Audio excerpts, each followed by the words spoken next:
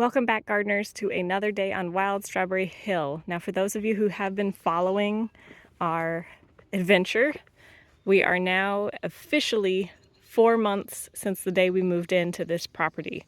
So that's 4 months of living here, and the first month or two we didn't do too much gardening, so it's about 2.5 months of gardening. So I'm just going to give you guys an update on what the garden looks like in that time. So here, these things blooming here are things that were already here when we moved in from the previous owner, but we've got some things here that we planted. This was a bergamot that already flowered and is going to seed. Got some little calendulas there that we started from seed. This is a blue Hubbard squash that we planted, a rhubarb plant that we planted, some native plants here that we planted, New England aster, getting pretty tall, about to bloom. This is another kind of bergamot, and this is a kind of coreopsis about to bloom. Native plants that we added amongst this non-native plant, whose name I shall not mention because I don't want anyone to get any ideas and go look it up and try to plant it. Only natives. And this is a Jerusalem artichoke that a coworker gave me. It's native to parts of the US, not to this part, but it is an edible. It has an edible tuber. So we have that guy growing here for a food plant. Over down there, we have these 1, 2, 3 great plants that we planted. Bare root from Stark Brothers about a month ago, maybe a little less, and they're already looking pretty good. This is a bed with Brussels sprouts, cabbages, and broccoli, and onions.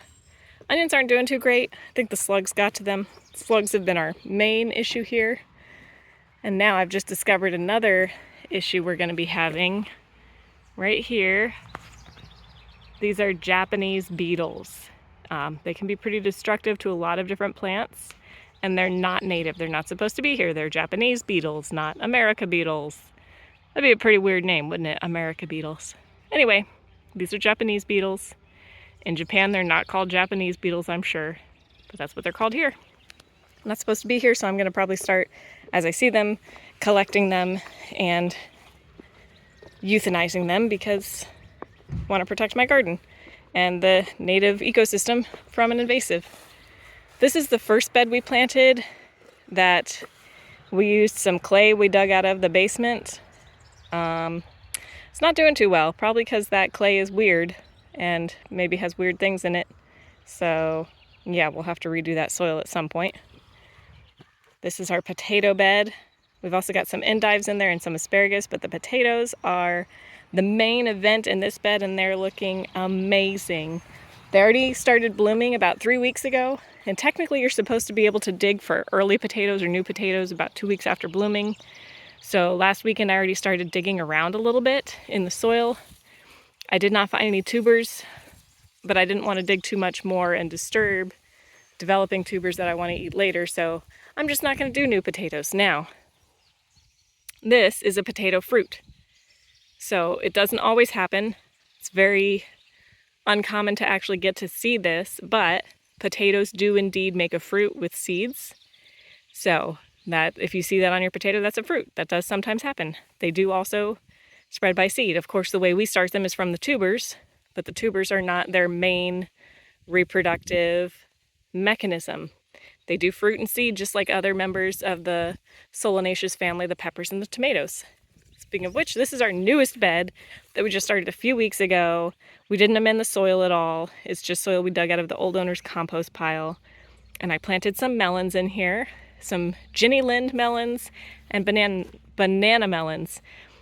And the slugs and the snails, I hate them. They ate every single one of my Jenny Lind melons and all but one of my banana melons. They just ate them to the ground. They're really rude. They also ate the 2 pepper plants I planted in here, but the tomato that I planted, the volunteer Roma tomato, it did survive. This bed here is exploding. We have some leeks. These are beans. I can't remember, cattle beans maybe. It's a bush type bean. It's not vining, so it's not supposed to need any kind of a trellis or support.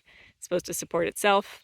They are exploding. They just started blooming earlier this week, and we've already got little seed pods. They are intermixed with pepper plants in here. I did that intermix because bean plants fix nitrogen, pepper plants like nitrogen, so I thought they would help each other out. I didn't anticipate the bean plants growing faster than the peppers. When I planted the beans in here, I planted them as beans, straight into the soil. The pepper plants were about 8 inches tall, and the beans were underground, and now the bean plants exceed the peppers in height. But some of the peppers are catching up. So we've got some banana peppers, looking great here. Got our first little bell pepper. I think this guy's gonna be a jalapeno. I don't know. Someone gave it to me, said maybe a hot pepper. They don't know. In the middle, again, I have kale, some lacinato kale or Tuscan kale or dino kale that I again planted on the other side of the beans because they like nitrogen. Beans fix nitrogen, and the beans are winning. This is accidental quinoa in the bed. So I collect my dishwater when we rinse our dishes before putting them in the dishwasher. We collect that water in a bucket and give it to the garden because it's great. It's full of nutrients. Got all kinds of little crumbs in there and food residue that, you know, the soil microorganisms love, which means the plants love it. And one of those buckets had some sprouted quinoa in it from me making homemade Rejuvelac. And the sprouted quinoa sprouted even further. And so we have accidental quinoa plants, and we're just letting them grow and see what happens. And also accidental tomatoes that were in that bucket as well. These are Roma tomatoes that sprouted here. So I don't know what to do with this section. And this is a mint plant that I dug out of the ditch on the side of the road and planted here, and it's taking over. It's very happy, but that's okay. It smells great.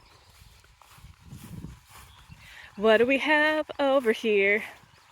This is the bed where I planted asparagus plants along the fence so they could grow up and have the fence for support if needed. Then along next to them I planted a bunch of different beans on 3 separate occasions. Most of the beans died. I think they got eaten, dug up by chipmunks and such. But there are some surviving beans here. Looks like some of the cattle beans and some of my garbanzo beans. I planted a black garbanzo bean. That's the plant. That's a garbanzo bean plant, in case you were wondering. And a few of them survived. I'm really happy. I hope we get some garbanzo beans out of them. Then the next row was a row of directly seeded lettuce, a bok choy, yodfa, and I think that's it. Anyway, the bok choy went crazy and immediately went to seed. I think because it's a variety made for Florida, it was a little too cool when I planted them, so they immediately went to seed. But you can sprout the seeds and eat the sprouts if you're somebody who's into seed sprouting. So I'm letting the seeds mature, and then I'm going to harvest them for sprouting. The lettuce plants are doing great. And then I stuck in a bunch of zucchini plants over here, and they're doing pretty well. This one grew the fastest. The other ones were planted in an area where I killed off the grass. I put down cardboard. I put down mulch. So they were as protected as possible from competition with weeds and for water. And yet this one that I just stuck right in the middle of the grass is the happiest. Go figure. Go figure. Planted at the same time, but this one's 3 times the size. Directly in the grass, competing with dandelions. It doesn't care. And it already has a little fruit. There we go. First time getting a zucchini that fruits. In Florida, could never get squashes to grow much other than the Seminole pumpkin because we had nematodes and sandy soil. But here you can see we have no problem. So that's just going to show you the proof is in the pudding. It's not always about your gardening skills. Sometimes it's just where you're gardening. Because my skills haven't improved. I'm using the same exact knowledge, skills, and ability I had in Florida. All the same gardening techniques. The exact same. Cardboard for suppressing weeds, mulch, amending soil with compost. Nothing has changed. And I'm getting much better results up here. So just, if you're having a bad time gardening, I want you to know it might not be you. There's a good chance it's not you. Now, if you're gardening in a place like up here, like central New York, where we have really rich soils and you're having failures, it might be you. And maybe consider a different hobby. But if you're having trouble in Florida, it's probably just Florida. Here's a cucumber plant, looking pretty good. But so far, the cucumbers have just been putting on female blossoms and not male blossoms. And I don't know if you know this, but you need a male and a female blossom in order to get fruit set, because the bees have to carry the pollen from the male blossom, put it on the female blossom, and then you get a fruit. And in Florida, I had the opposite problem where the cucumbers would just do male flowers. Now they're just doing females. And that means not much chance of fruit set unless I have a neighbor with cucumbers putting on male flowers. Now, I cannot blame these cucumbers for only putting on female flowers because I'm a bit of a feminist myself, you know, fight the patriarchy and all that. So, I mean, I guess it's just my fate to have cucumbers who are also fighting the patriarchy and only doing female flowers, and they don't want to have children. I can't blame them. I don't have children. Can I blame the cucumbers for not wanting to have children? No. So, oh, we have one. She is not child-free. She decided to have a child. All right, so somewhere. Oh, and she's putting on some male blossoms now. All right. Okay, this one is done fighting the patriarchy. Her biological clock was ticking. Now we've got cucumbers. Moving on. Here's our tomato bed. And the tomatoes. Guys, do you see these tomatoes? Do you see these tomatoes? I do not water them. I do not fertilize them. We put this bed together like 2 months ago. Filled it with some free horse manure I found on the side of the road, then some old soil from the previous owner's compost pile, a little bit of compost we bought from the county, and some grass clippings on top. These tomatoes are going crazy. I don't water them, and I've never had tomatoes like this in Florida. I'm telling you, it's not you, it's the place. Look at these things. They're loaded. Basil looking pretty good. Again, bean plants to give nitrogen to the basil and the tomatoes. And it's good to mix crops so that it's harder for the insects to find their food source. If there's a whole mix of smells confusing them, they'll be less likely to find the tomatoes. And then leeks down here in the front. Again, mixing crops, mixing scents to confuse the insect pests. Here's a tomato planted directly in the ground. Again, still going crazy.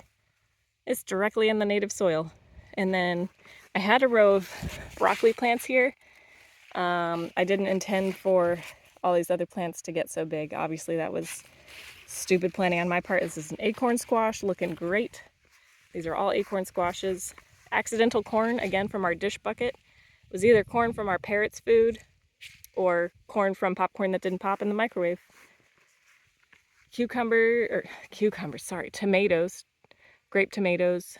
There's a little pepper plant, another pepper plant. Not super happy. And then this is going to be the next area where we might plant some stuff. We can still up here plant brassicas and lettuce and pea plants for at least another month. And this is a new blue, another blue Hubbard squash. Looking pretty good. Over here, this is the first in-ground bed we planted, that we prepped and planted back in, must have been maybe the end of April. And again, planted directly in ground. We amended it just a little bit. Hey, Thor, get out of there. Thor, don't. Restarting because I had to kick a dog out of the garden. Anyway, just amended this with a little manure and a little compost and leaf litter and grass clippings and stuff. And planted plants directly into it. Broccoli is looking great, as you can see. This is one I harvested last night from that guy there. It's huge. This is like twice the size of a head you're going to get at the store. It's gigantic. I might have harvested it a day or two late. It was about to bloom. So I'm not sure how it'll taste. Might be maybe a little bitter, maybe a little tough because we did just wait like a day too long to harvest it because I was busy. And that one I should probably harvest today, but I'm running out of room in the fridge. Our fridge is full of veggies right now. But the broccoli's doing great. Got a Brussels sprout there where one of the broccolis died. And then pea plants are going crazy. That's the Sugar Daddy snap pea over there. Don't love it. Doesn't produce for very long. It did have, a decent number of pods on it, but I don't love what we got with that one. Then we have Swiss giant snow peas. They are doing pretty well, but you can see one of the vines looks like it's got maybe a disease issue going on there. I should probably pull that. Might be spreading to the other peas. And then these are my magnolia snap peas. I think those are the ones I'm most happy with. They've been the most rigorous. And yeah, they look great. They're tasty. Then I have a row of kale plants that's getting smashed down by these giant broccoli leaves. some leeks there, lettuce plants, and then a row of onions across the front here that I planted a little late.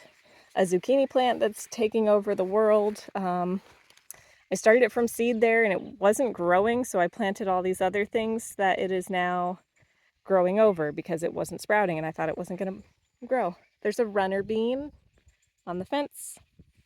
And then we have more onions, some celery down the middle, and then a mix of potatoes and tomatoes against the fence. These potatoes are huge. Again, directly in the ground, just a little bit of horse manure, free horse manure and mulch. And these potatoes are going crazy. These are more Brussels sprouts in the middle. I've also got beans intermixed with the potatoes. Again, we're intercropping. There's another cucumber plant. I'm not sure if she's fighting the patriarchy or if her biological clock has started ticking and making her put on fruits. Looks like she might have just started deciding to have kids. So we should be getting some cucumbers out of her. She's done fighting the patriarchy. That was just a phase. With me, it's not. It's not a phase. Sorry, guys. I'll always fight the patriarchy. No kids for me. But Kara, children are a blessing. Oh, well. Too bad. I'll find another blessing. All right, here's onions in this first row. A few of them have been stomped. Some by the dog, some by me. It's a Brussels sprout. Look at that. That's crazy. It's looking great. These tomatoes. These tomato plants that were planted directly in the ground. I just cannot with them, you guys. They are the chunkiest, the sturdiest tomato plants I have ever met in my life. And I've been on many dozens of tomato farms. I've seen many millions of tomato plants, and they've never been this chunky and robust. The problem here is it's got a lot of branches, a lot of leaves. It's gorgeous. It doesn't have a lot of flowers. That tells me the soil is very high in nitrogen naturally. It's naturally high in nitrogen, not so much in things like potassium and phosphorus that would help this thing to want to put on flowers and fruits. So when you have a lot of nitrogen and not a good balance of other nutrients, your plant is concentrating on leaf growth instead of putting on fruits, which is great if you want to grow kale or cabbage or lettuce or Brussels sprouts or mustard greens. I could keep going on, but for something where you want fruits like tomatoes or bell peppers, which there's a little bell pepper plant there not doing too great, you don't want just a ton of nitrogen because now we're not eating tomato leaves, so that's kind of a waste. But anyway, they look beautiful. They're putting on some fruit, just far more leaves than fruits. And this little bell pepper down here, it's starting to fruit. And again, more beans. Beans interplanted always. And then down here we've switched to, I think, yeah, these are broccoli plants. More onions, because you can never have too many onions. Then I had planted a row of onions down here before I knew that these acorn squashes were going to do this. Again, more proof that it's not the gardener, it's the garden, because in Florida I tried acorn squashes about 100 times and they never turned into this. Never did they do. This is crazy. Never in my wildest dreams did I even dream I could have squash plants that look like this. I can't believe it, you guys. And look at my bean plants growing up the fence. So if you have a fence, this is a great way to grow beans or peas without needing to build a bunch of fancy trellises or anything. If you got a fence, put your bean garden against the fence. Follow me for more tips. Isn't that what they say? And yeah, these guys are crazy. Down in the middle, they're starting to get some powdery mildew because it's shaded down there by the other leaves. That's fine. If I start getting powdery mildew on the upper leaves, then we'll have a problem. There's more grape tomatoes, zucchinis, more grape tomatoes. That, again, I'm using the fence as their trellis instead of building a little tomato trellis. And then down here, the soil is obviously not as rich because these pumpkin vines were planted at the same time as those acorn squashes, but there's a big difference in size. So the soil is that different just in these two parts of the yard. I don't know what the previous owner did in these two parts of the yard, but this is a honey nut squash planted at the same time as those acorn squashes. It's a big difference. Anyway, that's our veggie garden. I can do another day where I talk to you guys about the orchard because this video is pretty long.